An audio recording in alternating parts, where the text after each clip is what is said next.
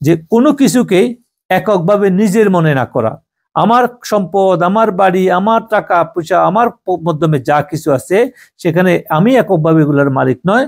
এগুলো আল্লাহ রাব্বুল আলামিনের সৃষ্টির জন্য, সৃষ্টির অন্যান্য মাখলুক, মানুষ, জানোয়ার যা আছে সবার হক আমার এই সম্পদের মধ্যে, আমার এই অর্থের মধ্যে আছে।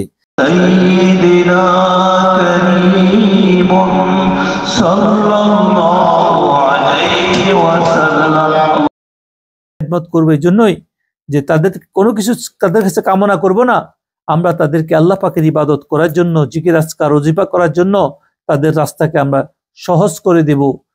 এই জন্য তারা অনেক, ওদের খেদমত করার কারণে ওরা যে সমস্ত নেক আমল পাবে সেগুলা সওয়াব যে খেদমত করে সে পায়।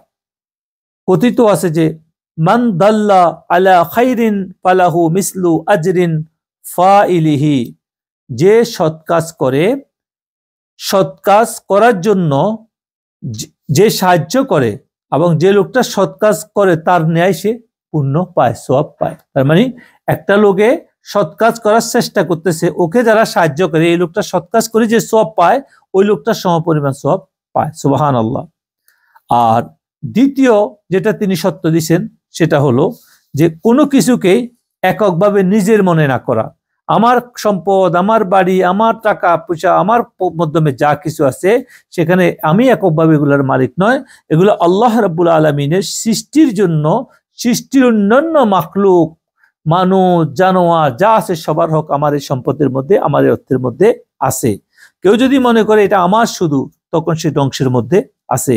এই জন্য প্রত্যেকটা মানুষ আল্লাহ পাক তৃতীয় নম্বর যে সমস্ত জিনিস আল্লাহ পাক নিষেধ করছে, হারাম পথ ছাড়তে হবে, হারাম কামাই থেকে আমাদেরকে দূরে থাকতে হবে, হারাম পথ থেকে বিরত থাকতে হবে, তাহলে এই খেদমতের আমার কাজ হবে। আমি যদি হারাম কামাই দ্বারা খেদমত করি সেই খেদমতেরও কোনো পয়দা হবে না। এই জন্য তিনি এখানে কয়েকটা জিনিস গুরুত্বপূর্ণ বলছেন। সেখানে আমরা যখনই কাউকে কোনো কিছু খেদমত করব, আমরা দেখতে হবে কার খেদমত করতেছি, লোকটা কেমন, তাকে তার দিকে ইশারা দিয়ে দেখতে হবে সে কি কোন চরিত্রের, সে কি ভালো চরিত্রের না খারাপ চরিত্রের।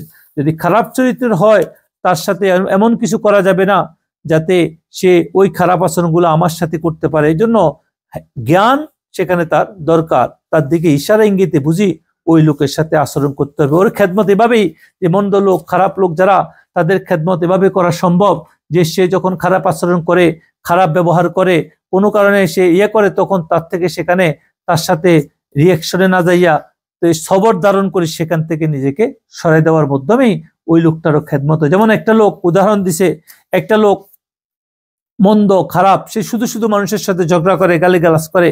এখন আপনার সাথেও যদি এরকম সে আসি এরকম খারাপ আচরণ করলো বা করার চেষ্টা করে, বা আপনার গায়ে কোনো কারণে একটা থাপ্পড় লাগা দিছে বা একটা খারাপ আচরণ করছে, তখন বুজুর্গানের দিন বলছে সেখান থেকে, কারণ আপনি জানেন এই লোকটার সাথে আপনি যদি তর্কে যান, আবার মারামারিতে যান, তখন সে আবার আসবে, কারণ তার সাথে শয়তান সওয়ার করা, সে মন্দ স্বভাবের।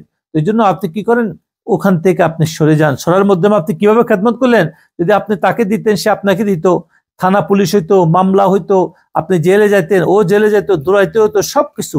এই জন্য আপনার তো ক্ষতি হইতো, তারও কিন্তু একটা সময় ক্ষতি হইতো। ওই যে তার শয়তানি আচরণের কারণে সে যেটা করতেছে তাকে ছাড়িয়ে দেওয়ার মাধ্যমে জুলুম থেকে সে বাঁচলো। আল্লাহ যদি তাকে হেদায়েত দিত, দিল, তো সেভাবে হয়তো তাকে হেল্প করা যায়। কিন্তু মন্দ লোকদেরকে বুঝতে হবে, মন্দ লোকদের সবকিছু। কিন্তু ভালো মানুষদের বেলায়, যেখানে আল্লাহ পাকের প্রিয় বান্দা, তাদের খেদমতে আপনাকে বুঝে শুনি করতে হবে, যেন আপনি জ্ঞানের অভাবের কারণে আপনি যেন সেখানে কোনো রকম ভুলের মুখোমুখি না হয়। আর যদি কোনো লোককে খারাপ কাজ করতে দেখা হয়, তখন যদি এটা যে লোকটা মানে মোটামুটি ভাবে কথা শুনবে যে এত অভদ্র নয়, মানে এরা এত ক্ষতিকারক নয়, তো এরকম লোককে সৎ উপদেশ দেওয়ার চেষ্টা করতে হবে এবং তাদের সাথে মোটামুটি ভাবে এমনভাবে আচরণ করতে হবে, উত্তম ব্যবহার করতে হবে, যাতে তাদের জ্ঞান আসার কারণে আল্লাহ পাক তাদেরকে হেদায়েত দান করেন।